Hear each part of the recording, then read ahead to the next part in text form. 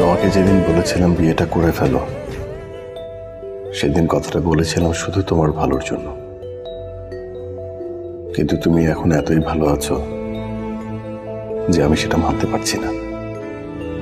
আচ্ছা, মানতে পারাটা স্বাভাবিক নাকি মানতে না পারাটা স্বাভাবিক?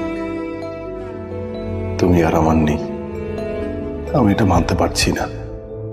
নাকি আমাকে ছাড়াই তুমি ভালো আছো, সেটা মানতে পারছি না। আমি জানি না। তোমার বিয়ের আগের দিনও আমি ঠিক ছিলাম, কিন্তু কবুল বলার কিছুক্ষণ আগে this is the end of our story লিখে পাঠানো তোমার শেষ মেসেজ আমার সবকিছু এলোমেলো করে দিল। আমি হারিয়ে ফেললাম তোমাকে।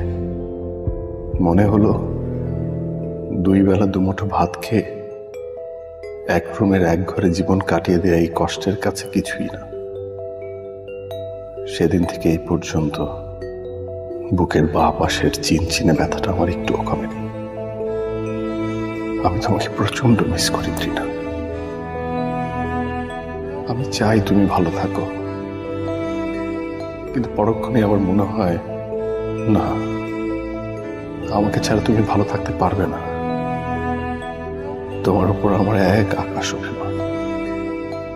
কেন যেন মনে হয় তুমি আমাকে ভুলে গেছো সেই সব দিনগুলোর কথা। তোমার কোনো কিছুতেই আমি নেই। তোমার কাছে এই চিঠি আমার কাগজে কলমে না, মনে মনে। তুমি কি শুনতে পাও? শুনতে যদি পাও তাহলে শেষ একটা প্রশ্ন। আচ্ছা, আমার কথা কি তোমার একটু মনে পড়ে না?